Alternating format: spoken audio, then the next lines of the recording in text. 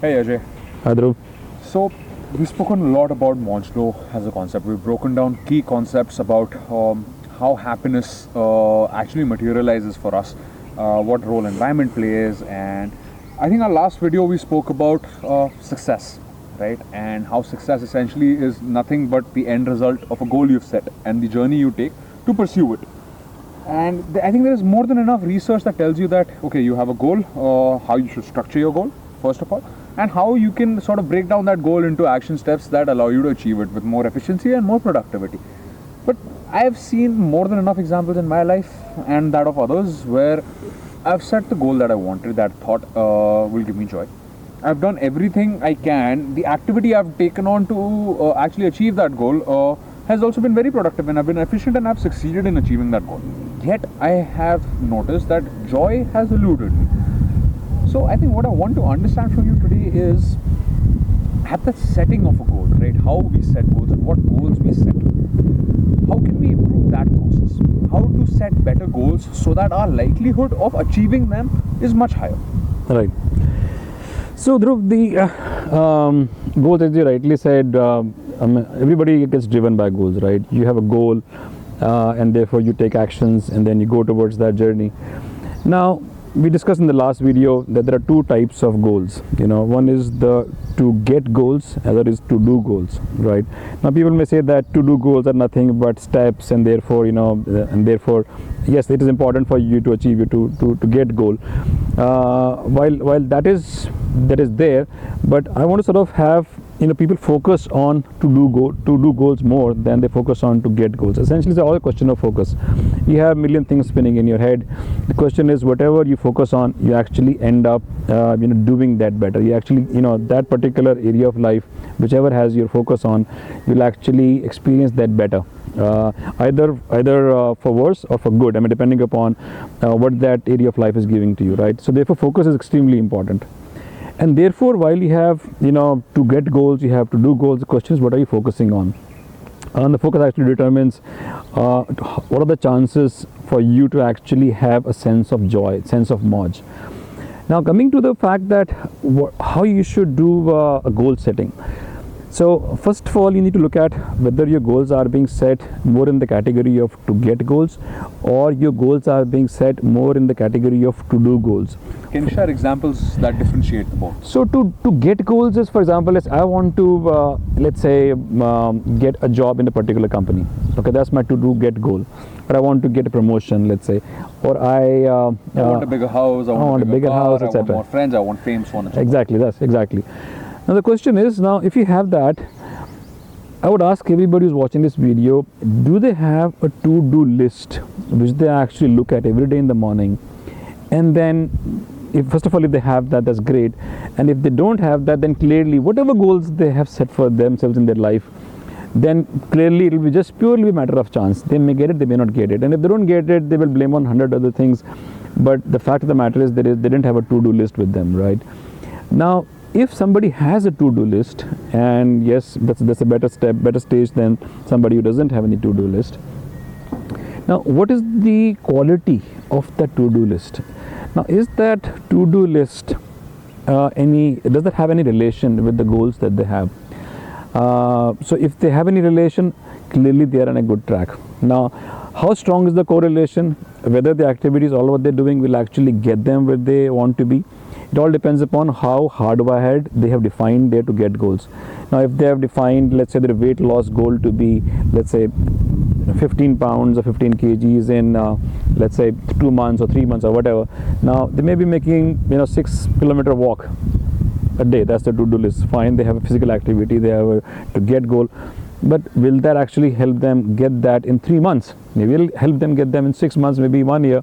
But if they have hardwired their goal, they will actually feel very disheartened. Oh, I did not achieve my goal, and therefore they actually will stop even the activity of walking 6 kilometers every day in the morning. So therefore, that's another thing. Now, everybody should take a look at whether they have a to-do list, number one. Number two, whether the quality of to-do list has any relation to what their goals are. Now, if they have the quality of to-do list, is that relation between what they're doing and the output that they're expecting for that things they're doing has any relation? What is the probability of that success? That actually will help them define to what extent they will be able to achieve their to get goals. But I'm not on that. I'm on the question of, first of all, it all begins by having a definition of goals, right? What is the goal? And then only the actions follow, right? You don't take action and then say, oh, now I have a goal.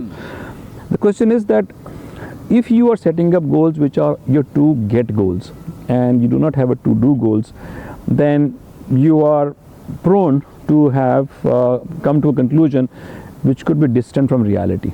Now, so for example, you may have a goal that, okay, I want to have a very big house. Okay, I want to have a very big, I would say a big car, whatever. Now, where did that goal come from? Is that, of course, you saw people around you and therefore they were having nice cars and people really appreciated them. Is that the reason you also kind of ended up having that goal? Or you may have a goal of, okay, I want to have a $10 million startup. You may have that kind of a goal. Maybe you don't want to work, you want to have your own business, you have that kind of a goal. Now, all these are to get kind of goals. Now, all these goals, if they are formed after you having done something in life, you have a hit and miss ratio. Okay, you tried certain things were productive, certain things were not productive, and you know the equation. And with that model, bits of self-understanding, then you accordingly set up your goals. Clearly, you're in a better place. But more often than not, people actually end up setting up goals, at least in the initial part of their life, which are not related to actually who they are. So those goals do not have any tangible basis. You may say that, okay, how can somebody have a tangible basis unless you don't try, right? So clearly, definitely yes. So therefore, somebody who's starting his career, or somebody in early stages of his life, should venture out and try as many things as possible for them to really understand the hit and miss ratio, to what extent they are very effective and very productive, and gives them joyful moments in the day, so that they can start deciphering what kind of a mathematical model that robot that you are, and so that that this kind of a war zone, you're going to be extremely successful in any endeavor that you do. But till then, do not set up to get kind of a goals, because to get goals are completely intangible. They're intangible, they're not there, you can't see them, they're somewhere out there, they're completely intangible. So therefore, when you start to dream, there is no limit to what you will dream, right? Correct. And I think you can dream a lot, and therefore that's the fundamental problem of trying to define a to get goal. Now, to do goals, by definition, you know that there are certain limitations of yours, not the potential. Definitely you know that you have all the potential, but you haven't tested yourself out as to what is your potential, but you have all the potential. Okay, what is the potential? You don't know that. So therefore, when you, let's say, start running, you know that I can run, let's say, 10 kilometers a day. Okay, now you will not set up a goal, I will start running 40 kilometers a day tomorrow, because you know your limitations.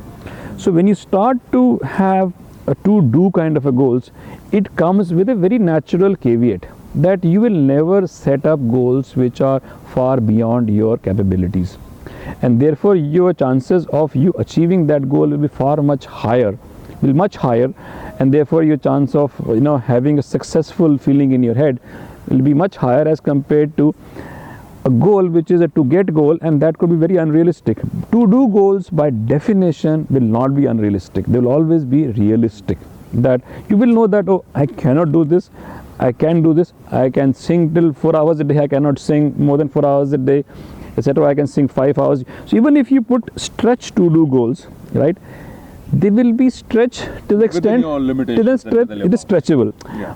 You will not go to the point that you are dead. Okay, you can go to the point till you faint perhaps, but then somebody should be there to pull you up. But fundamentally, if somebody sets up his goals in life in to do terms, they will be very realistic, very grounded, and they will have a more sense of happiness in them, that I did whatever best I could, and that's it. Now, if you're a kind of a person who's always thinking about what do I have, what I don't have, then take a look at the fact that what the list that you have in your head, that what you don't have, is that list somewhat unrealistic? Have you really looked at in your past life your hit and miss ratio, and therefore have you factored that thing in trying to set up your to get list? If you have not done that, you continue to dream about things which are far beyond your capabilities, which by definition happens.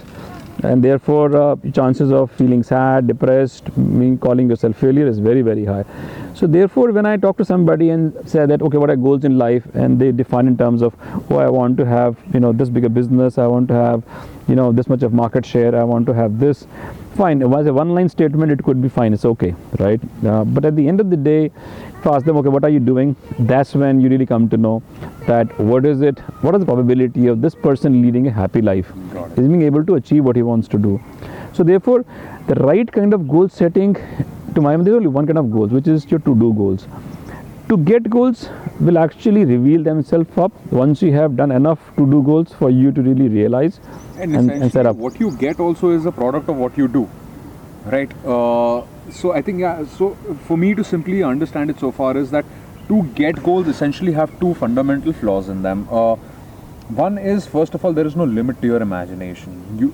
You watch around the world everything that people have. You think if they can have it, I can have it too, right? And which is fair. It's okay to be ambitious, but there is no realistic, let's say, censor, so to speak, of reality, of your particular individualistic reality, for it to materialize the way it did for someone else.